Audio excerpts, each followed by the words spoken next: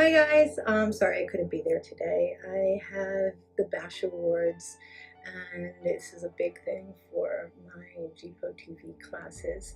However, I just wanted to let you guys know that this has been an amazing experience and the process has been life-changing, not just for me, but for my young people. So right now I just created a little video to show you the two of my students' work and what happened the day of, and we're gonna go from there. Okay, enjoy. I think the one thing that I noticed mostly about the student-led IEP is that there is no right way to hold a student IEP meeting. The challenge is, that each student and teacher and the parents present are all different, and it's just ways I had to come up with different creative ways to involve the students on their level and really get them to explore themselves. It's just a way for them to explore and the ways for them to provide for my students to find their own voice, because they do understand what's going on with themselves, and finding their own voice in order for them to create their own goals and planning on how they need to achieve. So we have a lot of paper that we were given exploring personal options. I found that with my young people, they're really technology driven. They always have their phone in their hands constantly. So I decided to utilize a lot of tests that are currently out on the market via the devices that they like to use. So we did it right on their phones, and we did career options, self-evaluations, and after doing about 5 to 10, depending on the student, they really narrowed down their idiosyncratic things, as well as things that really truly represent them or goals that they want, as well as possibly looking at career options. And the results were very astounding. And here they are. So a big part of the student-led IEP process for myself and the kids that I have was building their self-awareness. I think that was a huge part. They really needed to be able to have an open discussion about what their disability is, and we didn't start there. We started at what do you really enjoy doing. Then we moved on to exploring the different options of what they enjoy, and then looking at some of their limitations. And then overall, what kind of strategies do we need to implement to overcome these limitations? So after we did all that research, we looked at their old IEPs, and for some of them it was the first time they ever even saw them.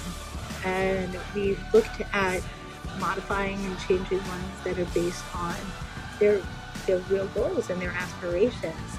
And we talked about how different ways we can learn how to advocate. We modeled it in class, as well as we were editing their IEPs together, which really made them invested in their own process. And they even came up with the ideas of one of them that they didn't need certain supports anymore, or the ones that they feel like they might need that they had no idea were even an option. Ready? Welcome to my IEP meeting. You can just do it. Sorry, go ahead. This is my team and the people who help me get the best out of my education. Yeah, thanks for giving me Wonder Woman. I like that. I want to know more about my goals and what I need to do to reach my goals. My limitations are being distracted. Do you want to go a little more on this one? Because we were discussing. I don't know what to say. Well, remember we were talking about yesterday with the distractions, is it more other people or you sometimes just getting distracted by yourself? Myself. Okay, good. My strengths are helping others, being creative, reliable, and using empathy. My learning style is working in peaceful environments with less people. I am a visual learner and like hands-on activities. To graduate high school and go on to courses so that I can become a flight attendant, I will do this by maintaining a high GPA in all my classes and working on my interpersonal skills. The life of a flight attendant is full of travel and excitement, but the job responsibilities are tough. Okay. What is this again?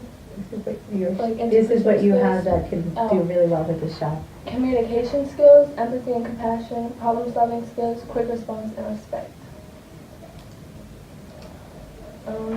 This is like from what we did, like, what is this again? Like the job test? Yeah, we did 12 different career and personality tests, and so we aggregated the data, and that's just a fancy word for putting it all together, and added it up, and this is the median of Megan's career-based test, which is pretty, as you can see.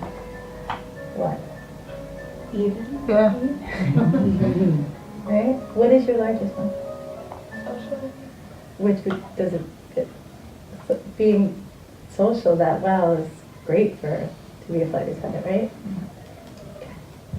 What the heck? Okay. I know, it's popped up. Okay, what are the job responsibilities for a flight attendant? Job responsibilities for a flight attendant require a unique set of multitasking skills. For starters, be prepared for work quickly and expect to work on short notice as scheduled shifts. Flights are rescheduled and canceled and airports close down in heavy weather. Be in good physical shape since I'll be up and moving before, during, and after flights. This will test my acting skills. My acting skills always have a smile on my face and always ready to respond to emergencies.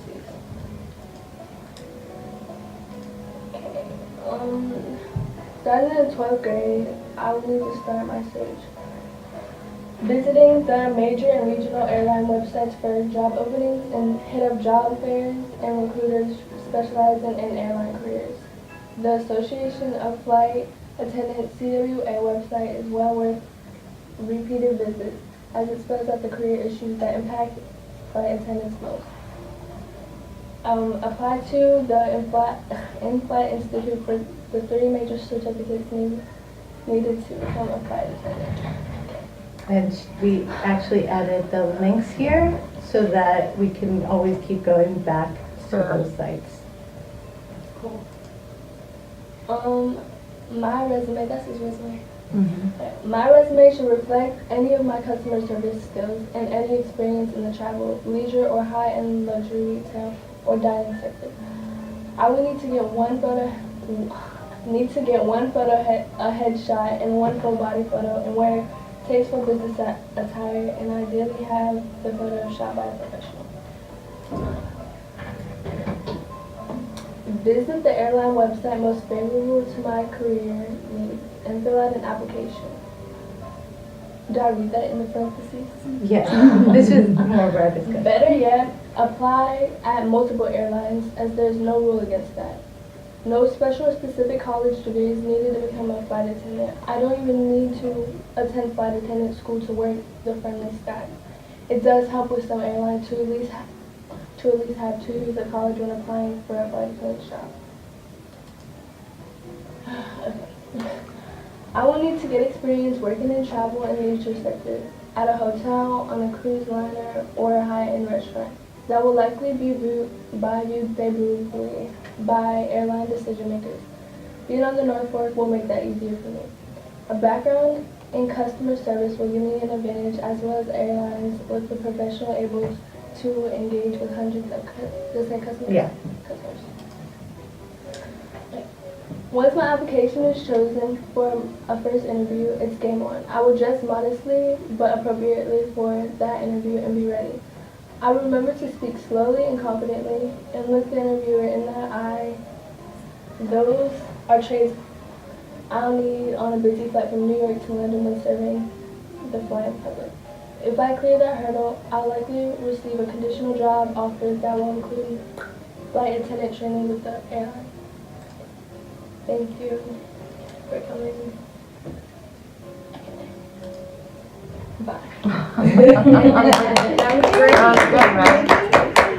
If I had to change anything or modify anything to this process, I mean, we're all learning, right? So it'll always be a learning process. But I might, as we modeled the preparation for presenting, I might now add time to develop some questions that parents and or other team members might ask them so that they're prepared for that, rather than having this amazing presentation and possibly getting stumped at the end, and just really having it end on a note of like reveille and like such a beautiful piece, which all of them did, but this, just adding that little bit might help. I want to thank you very much for this opportunity, and I look forward to the growth from these lessons. Have a great spring and rest of the summer. Bye.